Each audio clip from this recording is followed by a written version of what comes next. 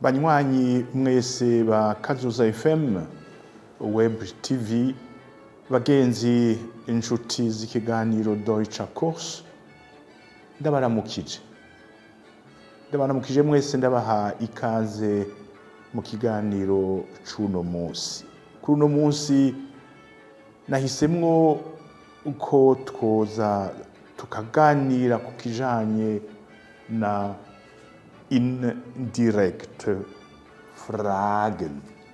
Indirekte Fragen. Indirekte Fragen, kugira ngo umuntu yumve neza icarico cane cane ingene gikora, reka twibukanye ibintu nyamukuru bibiri. Iyo umuntu avuze indirekte Fragen, harimwo mu vy'ukuri ibintu bibiri nyamukuru. Fragen, question, la manière dont on formule une question mu kidagi.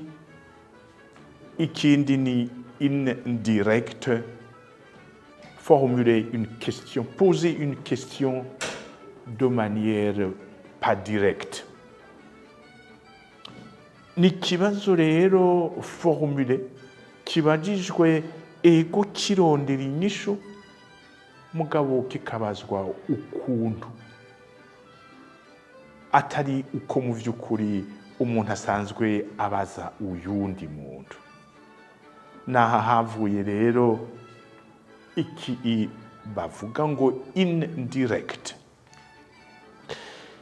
Imbere yuko tuja mwido nido ry'iki kibazo, twibukanye ibintu nyamukuru bibiri. Ego mu kidagi hasanzwe hariho ukuntu babaza ikibazo, ushaka kumenya, ushaka kuronka information iyi n'iyindi, canke ushaka kurondera iyaja canke icarondera.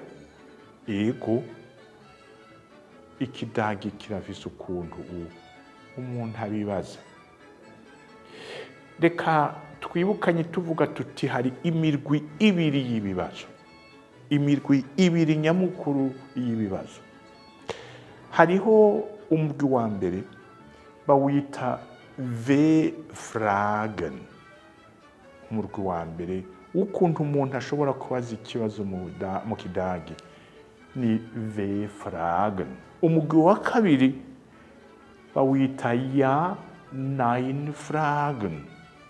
Ja-Nein-Fragen. Ngiyi imirwi nyamukuru, imirwi mikuru ukuntu umukidagi ushobora kwitura uwundi urondera une information. V-Fragen, Ja-Nein-Fragen. Twibukanye mu ijambo rimwe. V-Fragen ni kibazo mu kugikora, mu kukivuga, mu kukibaza, cubakiye ku kintu ciswe Fragewörter. Ngiyi Fragewörter. Fragewörter, akarorero. Wo wohnt der Lehrer? Mwigisha abahe? Ukeneye canke uwundi muntu akeneye kumenya aho umwigisha wiwe aba, mu kubaza nta kundi ni wo wohnt der Lehrer. Wo ni Fragewort ikurikirana na verbe wohnen, kuba, aho yatsi indaro ahabaye. Der Lehrer. Wo wohnt der Lehrer? Wo ni Fragewort. Dans sa structuration, dans la structuration de cette phrase, kumenya aho umwigisha aba ukoresha vu. Wo wohnt der Lehrer. Akandi karorero, wie viele wie viele. Ngiyi iyindi Fragewort y'ubundi bwoko nk'uko mubibona, kuko haruguru vo ni vo, ijambo rimwe. Fragewort ni ikibazo, ni ijambo umuntu yisunga kugira ngo abaze ikibazo. Aha naho combinaison de deux mots, wie viele. Ikibazo ngaha ni wie viele Kinder haben Sie? Wie viele Kinder haben Sie? L'agencement des éléments de cette phrase irondera une information. Ibaze ikibazo, iformula une phrase interrogative ni yayindi. Ico bita auf Position 1, Position 1 ni kiri imbere ya verbe. Quel verbe est utilisé dans ce contexte de la question, et ça ne peut qu'être et doit être un verbe conjugué.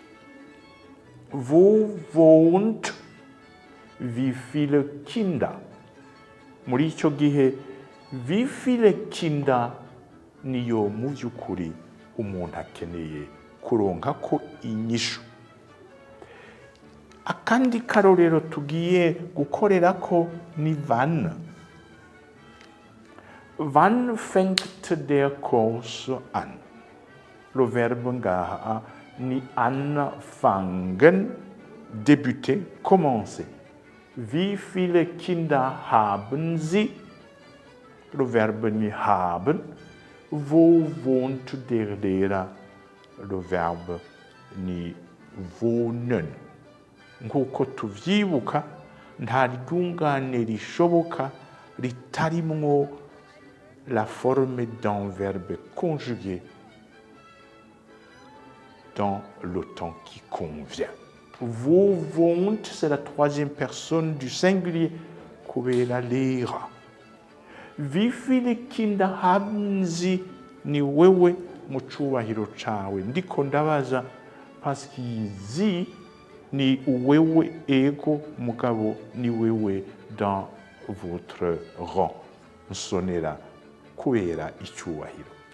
Wann fängt der Kurs an? Le verbe ni anfangen, qui est un verbe d'une toute autre nature. Mwabonye yuko il s'est scindé en deux. An qui est préfixe, fangen qui est la racine, le radical du verbe. Ibi uko ari bitatu naho bidasa dans leur forme, bifise exactement une même fonction kandi vyitwa kumwe. Iyi ni Fragewort, iyi ni Fragewort, iyi ego ni Fragewort, mugabo si on veut être rigoureux, umuntu yovyita un adjectif. Wie viele, mais ngaha avi murabona. Ibi bibazo rero murabona yuko bitangurwa vyose na la lettre V mu Kidagi. V. Baca bavyitirira rero iyi ndome itangura, d'où l'appellation V-Fragen. Il s'agit de questions, d'une succession, d'un agencement d'éléments qui tendent à soulever, à poser une question. Arico na gituma les trois cas d'espèce se terminent par un point d'interrogation. Ils commencent tous par une même lettre, V, mais de formes différentes. On pourrait en multiplier les exemples. Wo, wie viele, wann. Reka dushireko ikindi kumbure, wer ist. Wer ist wer ist die neue Lehrerin? N'umwigisha yaje mushasha kw'ishure, ndiko ndabaza ikibazo. Wie heißt? Reka tuvuge dukoreshe le verbe heißen. Wie heißt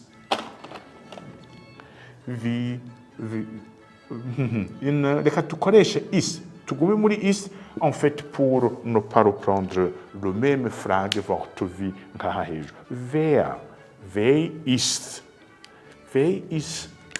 der, ngira ngo murabona yuko ari ibibazo de par la manière dont il se termine par un point d'interrogation, et observez bien, ils commencent tous par la même chose.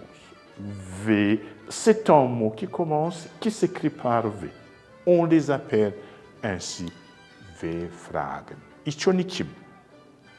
Ingene zandikwa n'ingene zubatse, n'ingene zifasha kubaka amungane mu Kidagi. Ikindi naco nuko eine V-Frage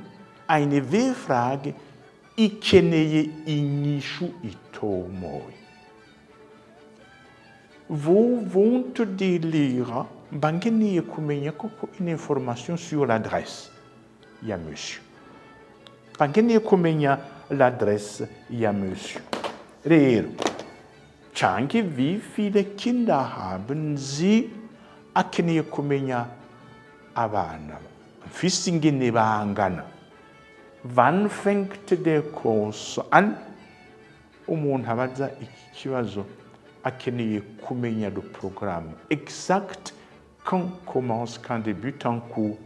Et ici, umuntu akeneye kumenya urya mwigisha mushasha ingene yitwa. Ubu ni ubwoko bumwe, on pourrait en multiplier nk'uko nabivuze les exemples. Mais ils se construisent de la même manière. Ils s'appuient sur ikintu bita Fragewörter, isonazo, dans la rigueur de l'alignement, de l'agencement des éléments d'une phrase selon son genre, ziri auf Position 1, sachant que auf Position 2, muri position ikurikira hari le verbe que vous utilisez dans le contexte pour poser la question dans la personne qui convient. N'umurwi umwe wa mbere w'ama phrase. Umurwi wa kabiri nk'uko nabivuze ngitangura bawita ja nein Fragen. Contrairement au premier groupe de phrases, ni amungane n'ivyo arimwo un verbe conjugué, mugabo ce verbe conjugué n'est pas obligatoirement auf Position 2 nk'uko twabibonye muri uyu murwi wa mbere. Hariya angira ngo icyo mwobona nuko tous les verbes ziri auf Position 1. Hamwe hari les Fragewörter, les mots sur lesquels on s'appuie pour formuler les questions. Et hengiz.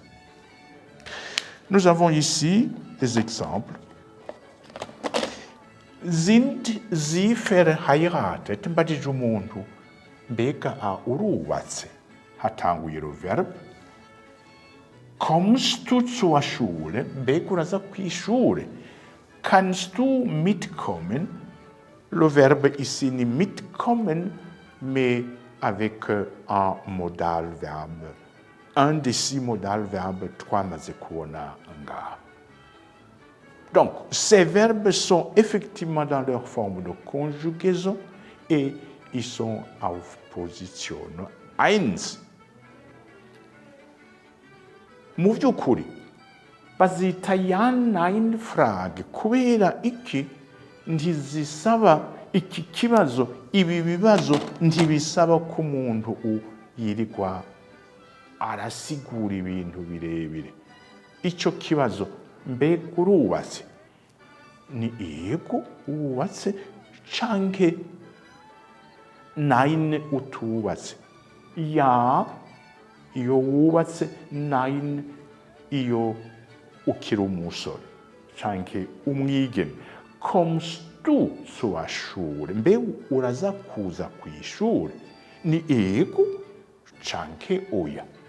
kannst du mitkommen mfise agaporogaramu nifuza ko dusangira ndagutumira mbega turashobora kujana kuraba umupira mbe turashobora kujana kuraba isinema mbe turashobora kujana gusenga kannst du mitkommen ico bisangiye n'ibintu bibiri ni la position des verbes utilisés dans les contextes position 1 ni iki na la nature y'inyishu idakenera kuba ishusho ndende ni ego canke oya kwari kwibukanya rero ibijanye na Fragen, Type de Fragen.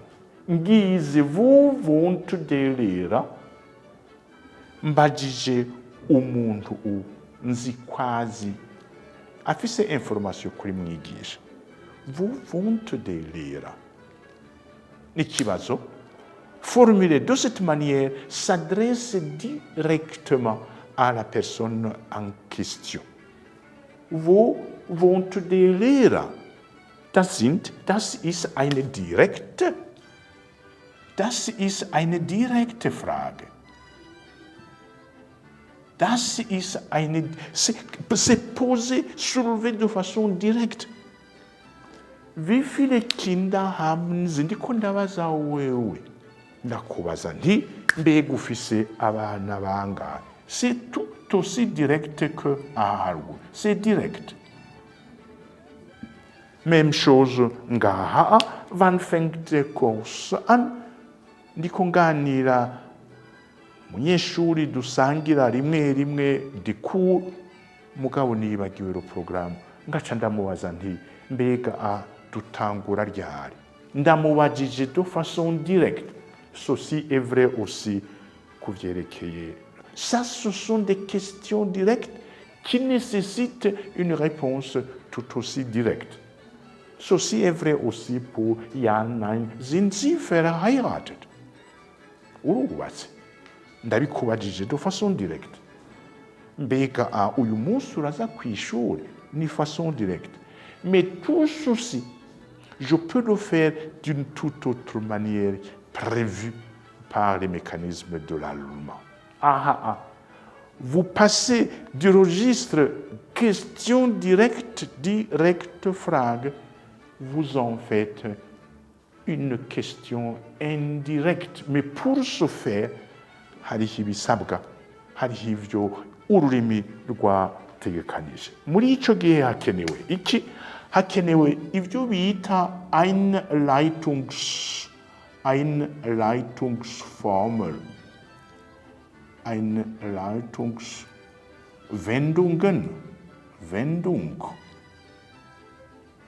Wendungen, canke Formel. Ce sont ces expressions toutes faites. Ce sont de ces phrases qui, en réalité, oui, vous conduisent dans votre démarche de chercher une information, mais pas de façon directe. Ehe rero, izi Einleitungswendungen canke Formel ziri ubwoko butandukanye. Reka ndabahe bubiri. Akarorero. Ich möchte gerne wissen.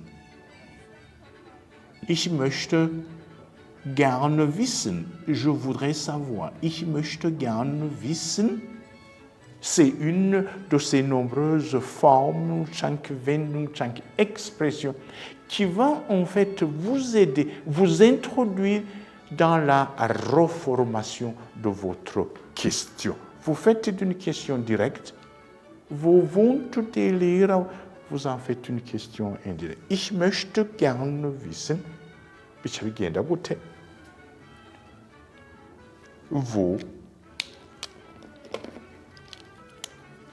Ich möchte gerne wissen, wo der Lehrer wo der Lehrer wohnt. Ich möchte gerne wissen, wo der Lehrer wohnt. L'objectif visé ici en posant la question, en formulant votre question, en abordant votre question de cette manière, vous cherchez la même chose. Vous wohnt der Lehrer direkt. Mbega aba muri quartier, aba kwibarabara ryitwa ngo iki. Même chose, ich möchte gern wissen, wo der Lehrer ist. Ngiki ca kibazo hariya, ngiki ca kibazo direct qui se retrouve exactement ici. Mais dans une autre succession d'éléments. Dans un premier temps, on introduit la question. Ich möchte gern wissen. Ndifuza kumenya. Mu by'ukuri mbe mushobora kumpa adresse yiwe. Ich möchte gern wissen, et puis vient comment, et puis wo der Lehrer. Et c'est exactement les mêmes éléments, mais dans une autre succession. Wo, il est là, suit directement la virgule et commence la question, quand bien même elle est posée indirectement. Mais, il est dans un deuxième temps. Ich möchte gern wissen, wo. Et puis, hariya ahariki, wo wohnt der Lehrer? Après wo Fragewort hakurikira le verbe. Le verbe mwayibonye ahiri. Le verbe yaciba renvoyé à la fin de la question. Wo der Lehrer wohnt. Ich möchte gern wissen, wo der Lehrer wohnt. Donc, c'est exactement la même question, la même démarche ukeneye kuronka adresse ya mwigisha. Mugabo, hamwe uyibajije de façon directe, wo wohnt der Lehrer? Ngaha, vous introduisez votre question.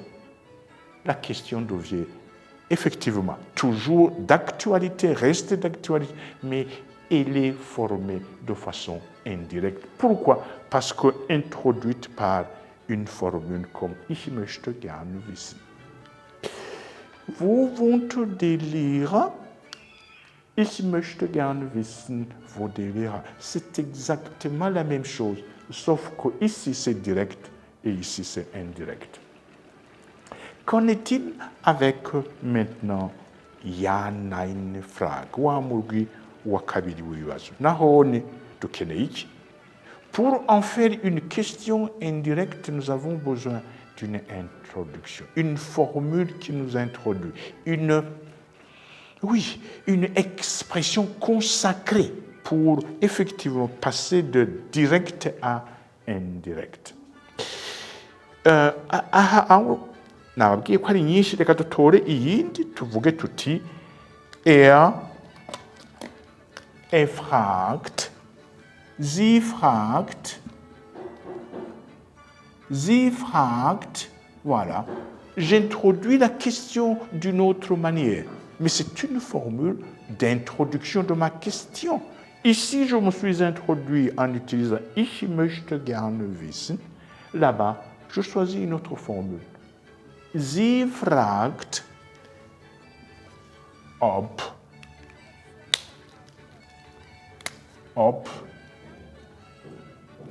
sie fragt, ob sie verheiratet. Ob sie verheiratet sind.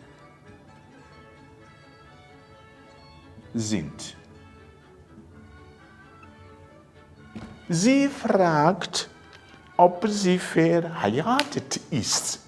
C'est exactement les mêmes termes de la question directe, question ja, nein, parce que sinkeneye yokunsigurira igituma sosi, gituma sora oya, la situation, votre état, ni oui ou non, uruwase. Ngaha. Quelle que soit la formule chic d'introduire la question, ça reste là-bas. ob sie verheiratet sind. C'est exactement les mêmes termes, identiques, mais dans un autre ordre. Mwabonye, un d'abord, hariho ikintu gishasha cajemo. Ob. Et puis, les autres éléments, mais dans un autre ordre. Ob sie verheiratet sind. Mais ici, nous avons une constance. C'est que finalement, les verbes ici se retrouvent dans le cas d'une V-Frage, dans le cas d'une Ja-Nein-Frage. Le verbe utilisé est placé à la fin de la question. Laquelle question, oui, se trouve dans un certain ordre, c'est vrai, mais avec les mêmes éléments constitutifs de la phrase, sachant que pour les V-Fragen, les Fragen Wörter sont reproduits intégralement. Ici, on aura vous, ici, on aura wie viel, ici, on aura wann, ici, on aura wer. Alors que là-bas, il n'y a pas de Fragewort. Donc, il n'y aura pas de reconduction où vous n'allez pas copier quelque chose qui n'existe pas. Mais en revanche, vous utilisez ikin de chino, chisque ob, qui est en fait dans le langage de la grammaire allemande, qui est une conjonction. Conjonction quérique. C'est une conjonction parce que ça introduit notre phrase Ja-Nein-Frage et le fait que le verbe utilisé dans ce contexte se trouve à la fin, ça en fait ce qu'on appelle Nebensatz. Nebensatz. Nebensatz. Nebensatz. Nta kundi vyogenda parce qu'il y a ce qu'on appelle eine Leitungsformel, eine Leitungswendungen qui sont en soi des phrases. Donc, ça devient Mrichogihe Hauptsatz. Hauptsatz. Même chose ici. Hauptsatz. Qui dit Hauptsatz dit tout naturellement Nebensatz. Donc finalement, chaque kibazo kiri hariya a posé de façon directe, haba avec eine Fragewort, haba Ja-Nein-Frage. La question se retrouve certes dans un autre ordonnancement, certes dans une autre suggestion de ces éléments, mais les éléments restent exactement les mêmes. Gusa Ja-Nein-Frage, muribuka yuko hariho un élément nouveau qui s'en rajoute. Iyo nayo ni conjonction ob. Kandi là où il y a quelque chose de nouveau, Nebensatz, ngira ngo twabibonye, mwabibonye, le verbe employé se trouve à la fin de la question. Et opposition du verbe conjugué. Isa affirma en fait ce que j'ai appelé ici Nebensatz, et qui dit Nebensatz dit tout naturellement Hauptsatz. Aya maphrase introductive nababwiye ko hari zifragt. Je peux utiliser iyi aussi pour le cas de Ja-Nein-Fragen. Akarorero, ich möchte gern wissen, ob. Ich möchte gerne wissen, ob sie verheiratet sind. Chanke, kommst du zur Schule? De façon vraiment directe.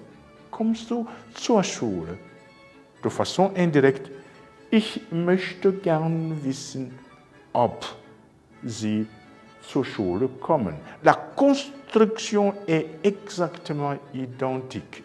Une phrase, une expression consacrée qui introduit la question Et du coup, on fait une question directe. Il formule, on fait une question indirecte, indirect Fragen. Kann du hejje koon? De par la nouvelle succession d'éléments constitutifs. Dit kuibagire, pour les yanna in Frage, hariho un élément chacha ya guillemot, hariho di conjonction op, pour permettre finalement iolien. En fait, io op, igilia, en fait, la nouvelle. La question dans sa nouvelle forme est la formule introductive. Ahahoho, V Fragen, c'est pratiquement une question d'agencement. Vous ajoutez la formule, ich möchte gern wissen, chanke, ich frage mich, in die Formule. Donc, die Einleitung, ça peut être, ich möchte gerne wissen, chanke, ich frage mich. Chanke, urashobora gukoresha iyindi, darf ich fragen, virgule, et puis vous procédez. Darf ich fragen, wie viele Kinder Sie haben? Système de construction yaindi, une formule qui introduit. Cette fois-ci, darf ich fragen. Précédemment, c'était ich möchte gerne wissen. Là-bas, c'était sie fragt, er fragt, ich frage. Tout comme je mich interessiert,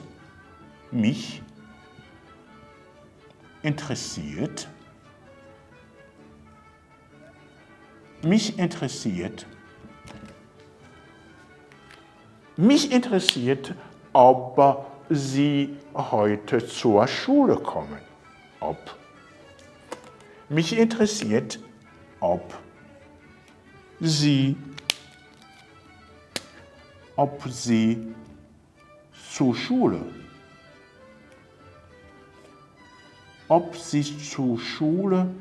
kommen oder ob du zur Schule kommst.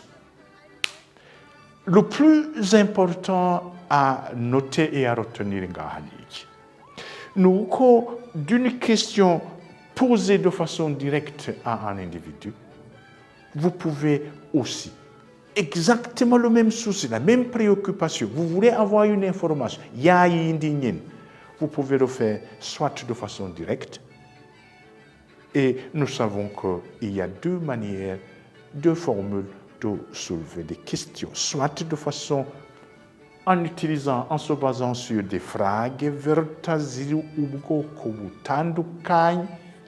wer, wie, was, wann, wie viele, wie oft, ni zindi. Ils se retrouvent intégralement après la expression, après la fameuse formule introductive pour une question indirecte. Ich möchte gern wissen, darf ich Sie fragen, könnten Sie mir sagen, est-ce que vous pouvez me dire, könnten Sie mir sagen, mich interessiert zu wissen, sie fragt, wissen Sie, aussi, wissen Sie,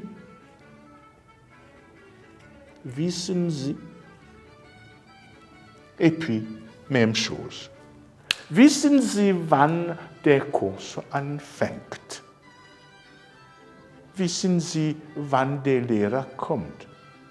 Wissen Sie, ob der Lehrer kommt?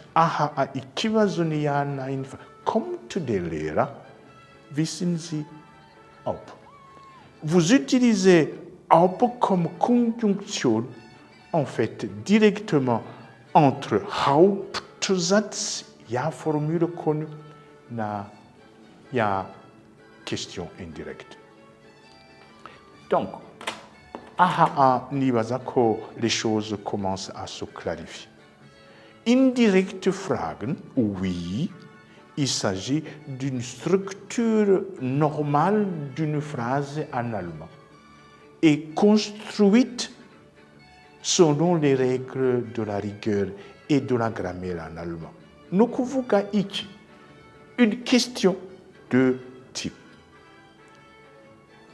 Quand les questions sont soulevées de façon directe, vous les bâtissez, vous commencez les questions toujours par les mots qu'on appelle Fragewörter, nazo ziri ubwoko butandukanye.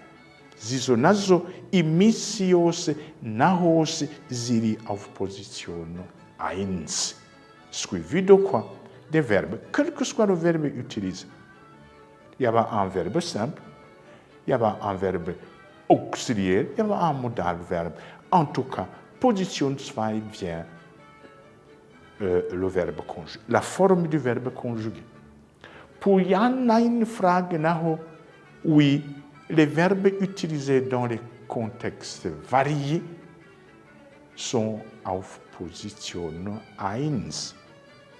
Kubera ta Fragewörter zihari, nta wer, nta vi, nta vu, nta Fragewort ikoreshwa muri ico gihe.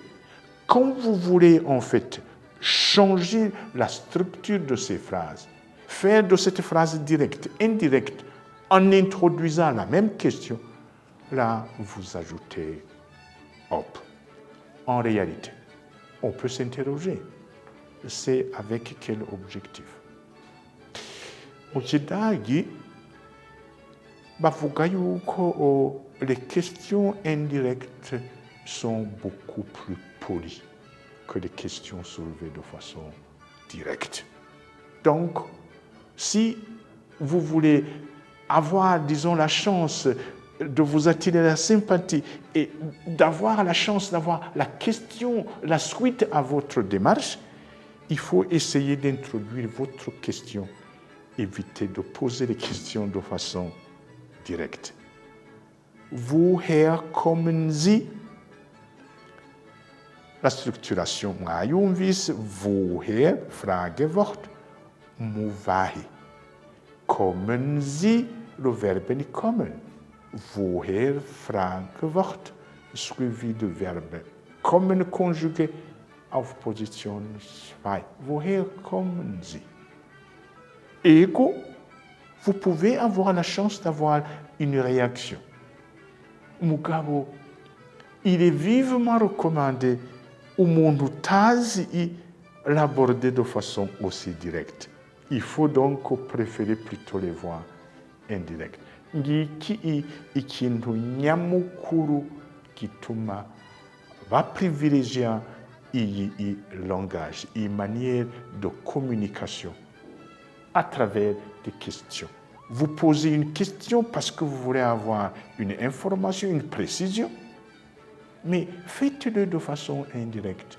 Vous serez davantage compris. Vous allez attirer davantage de sympathie et vous aurez ainsi la possibilité peut-être d'avoir ce que vous cherchez comme information.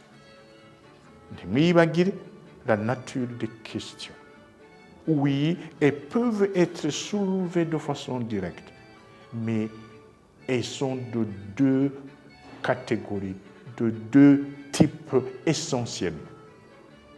Ico no kwita des questions normales, entre guillemets, no kuvuga iki, ce sont de ces questions formulées se basant sur des Fragewörter ziri ubwoko butandukanye nk'uko nabivuze. Hakaba rero na wa mugwi wandi ni hahandi ntukeneye gusigura ibintu birebire, ni ego canke ni oya. Ugomba rero gutransforma ico gice ca kabiri c'ikibazo, ugomba kukigira indirect. Vous serez dans l'obligation de recourir à une conjonction bita ob, izakuza ifatanya le contenu de la question qui est introduite par ob. Mugabo, l'introduction, la vraie introduction ni ich frage mich, ich bin sicher, ich möchte gern wissen. Ce sont de ces formules qui sont utilisées pour transformer des types de questions de directes à des questions indirectes.